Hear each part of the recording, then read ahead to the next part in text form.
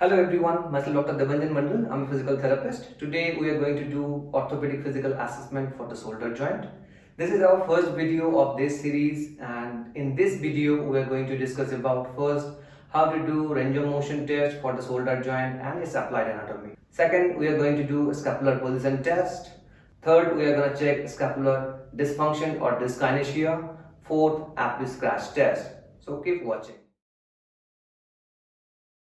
Now we are going to check the elevation through abduction. Range of motion test. Patient should be in sitting or standing position. In this test, normally the range should be like 0 to 170 or 180 degree of abduction. And while doing the abduction, after 40 degree of abduction, there should be a 2:1 ratio of the scapula and the humerus. So suppose if patient is abducting the arm after 40 degree, there should be 2 degree movement of the humerus and 1 degree scapular movement should be there.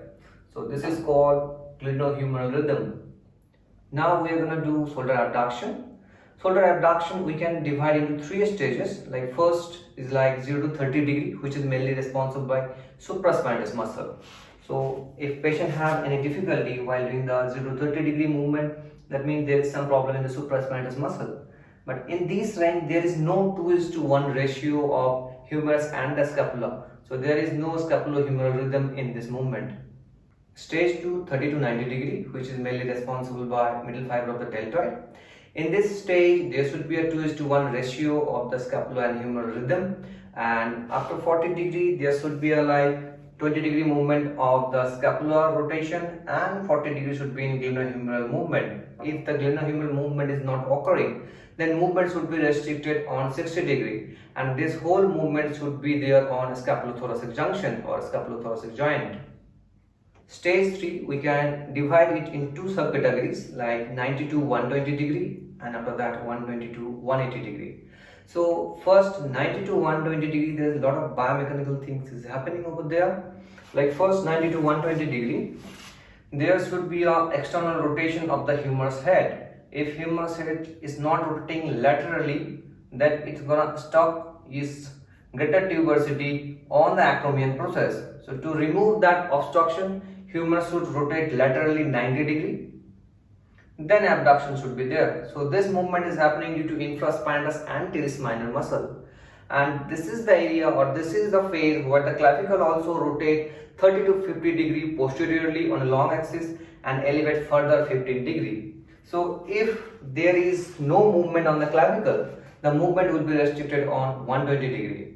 And if there is some problem in glenohumeral joint and if the lateral rotation of the humerus got stuck or there is no movement or there is no lateral movement on this area, the movement again will be restricted on 120 degree, because on that time greater tuberosity will stop with the acromion process. So it's like a biomechanical barrier which limit the abduction through elevation of the shoulder joint.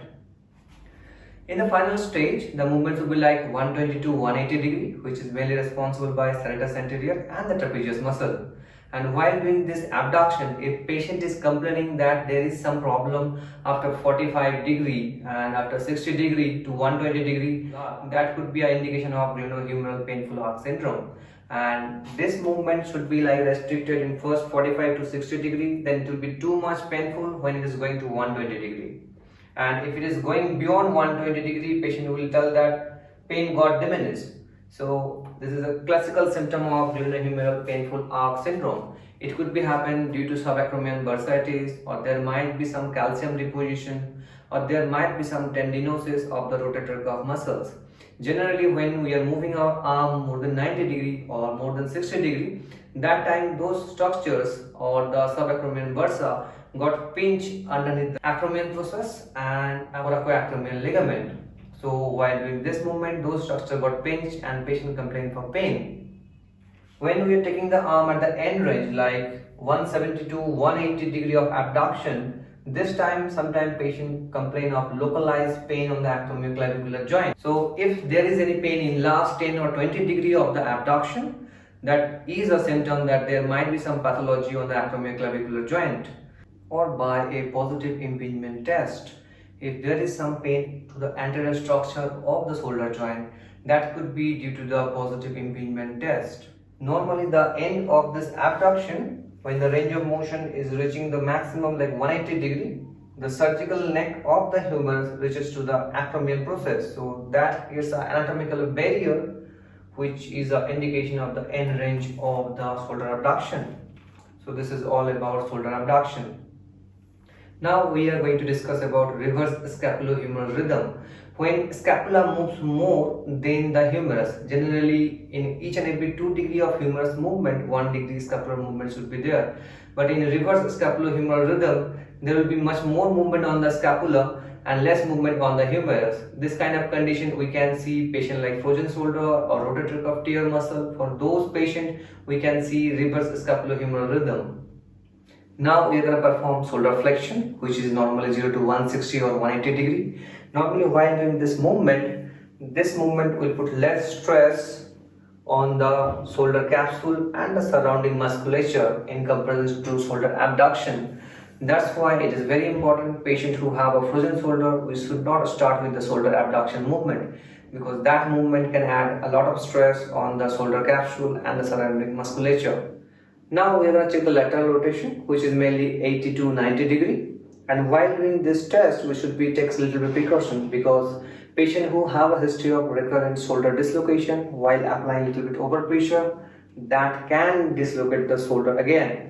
So this is the range we should check. Normally it should be like 80 to 90 degree. If patient has less lateral rotation, sometimes patient can do the retract to encourage or increase the range of motion. So we should know all these tricks. Sometimes patient can do this kind of tricks, especially patient who have a frozen shoulder kind of problem. Now we are going to check the medial rotation, which is mainly 60 to 1 degree. So what do we have to do? We have to tell the patient to hitchhiking position or go for thumb extension and try to touch your thigh on the greater trochanter, then on the buttock, then on the waist, then try to touch your opposite side shoulder blade. Relax. Generally it is like from T5 to T10. So if patient is able to do this much movement, that we can consider as normal. But generally this movement is not happening truly on the glenohumeral joint. There is some shoulder involvement. Like here we can see there is shoulder protraction, and there is some, like here we can see there is some wingingness of the scapula over there. So to measure truly medial rotation, we have to take the arm to 90 degree abduction, relax, then go for down. So this is called true shoulder medial rotation or internal rotation. While doing this, if patient is complaining there is some pain or crepitus sound is coming from this area, it indicates there is some abrasion on the torn tendons, and that can lead to this kind of symptoms, and it is called abrasion sign. It is important to compare medial and lateral rotation, especially for active people who are doing a lot of overhead activities to their dominant arm. Elbow 90 degree flexion. Hold this position. We have to place the goniometer on the olecranon process, and now internally rotate your arm. Normally internal rotation should be like 60 to 100 degree. Then we have to compare both the internal rotation of the shoulder joint. If there is some difference, might be if it is less than 20 degree, we can consider this as a normal. Then we have to compare glenohumeral external rotation also. Same thing we have to do. Patient should be in sitting or standing position. Shoulder should be in 90 degree abduction. Elbow 90 degree flexion. We have to place the goniometer on olecranon process. Now externally rotate your arm. The external rotation should be like 80 to 90 degree. It is important to note any glenohumeral internal or medial rotation deficit, which is the difference in the medial rotation between the patient to shoulder. Normally the difference should be like within 20 degree. This may also be compared with the glenohumeral external or lateral rotation gain. If the glenohumeral internal rotation deficit and the glenohumeral external rotation gain is greater than 1, then definitely there should be a shoulder problem in your future. Now we're going to check the extension. It should be like 50 to 60 degree. But while doing this test, The examiner should keep one thing in their mind, that patients should not bend a little bit forward. Sometimes people who have a capsular tightness, like frozen shoulder patient, sometimes they do this kind of trick. They bend a little bit forward, try to increase their range of motion of the shoulder extension. So those things we should know. Now we're going to check the shoulder blade or scapular position on the posterior view. The scapula itself should be extended from T2 or T3 spinous process to the T7 or T9 spinous process of the thoracic vertebra. Sobos and associate developed a method which is called Lennie test. In this test, 3 positions we have to measure. Number 1, superior angle at spinal level of T2. Second, the inferior angle, which is at spinal level of T7. Third, the medial border to spine, which is more or less 3 inch or 7.5 centimeter. Measurements are taken at 3 positions on the scapula, and dominant and non-dominant side are compared. Shoulder dysfunction and dyskinesia. Kibler and all, they divide shoulder dysfunction and dyskinesia in 4 patterns. Type 1 or pattern 1, if the inferior angle of the scapula is tilted away from the thoracic wall. This could be due to the weakness of the serratus anterior muscle, or might be the weakness of lower trapezius and the latissimus dorsi muscle, or the tight pectoralis major or minor muscle, which is tilting the scapula and pulling upward direction.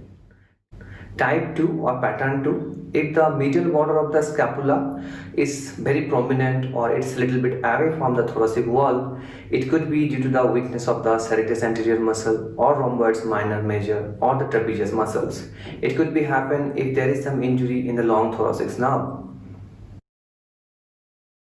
Type 3 or pattern 3, if the superior border of the scapula is a little bit tilted or it is very prominent, it could be happen due to the overactivity of the levator scapulae or upper trapezius muscle. It could be happen if there is some asymmetry in upper trapezius and lower trapezius muscle. It is also associated with if there is some impingement or there is some rotator cuff muscle injury. So there should be some protective spasm. Due to this protective spasm, shoulder should be a little bit elevated. So this could be the result for those kind of problems. Type 4 or pattern 4, both shoulders symmetrical at rest and during motion. They rotate symmetrically upward with the inferior angle rotating laterally away from the midline, which we call rotatory winging. It's seen during movement and may indicate the scapular control muscles are not stabilizing the scapula. Overdevelopment of the upper trapezius and the lower trapezius working to prevent that rotatory winging. In that case, we can see type 4 or pattern 4 shoulder asymmetry or shoulder dysfunction. Now we're going to perform Aplies scratch test. It's a quick range of motion test.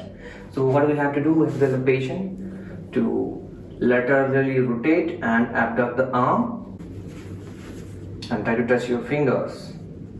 So in right side, what we are doing shoulder abduction and lateral rotation, and the left side we are doing medial rotation and adduction. So this is like a quick range of motion test, and patient should be holding this position at least for 10 to 20 seconds so that we can see if there is some stiffness or if there is some problem. Patient will not be able to hold like this position. Generally, people who have a capsular tightness, they are not able to hold this position. Now shift your arm. Now left arm is going in abduction and external rotation, and right arm is going in adduction and medial rotation. You can see like the dominant arm, there is some tightness, so patient is not able to hold or touch their finger in this position. So we have to have a little bit over pressure. So this is normal for people who have a right side dominant. Generally right-handed person, they have a little bit stiffness or tightness. Due to that, they are not able to touch their fingers. The test is positive if either internal or external rotation is significantly reduced. A positive test signifies capsular ligamentous restriction. And this position, patient should hold at least for 10 to 20 seconds. Sometimes we can extend up to 60 seconds also. So this is all about Aplies scratch test.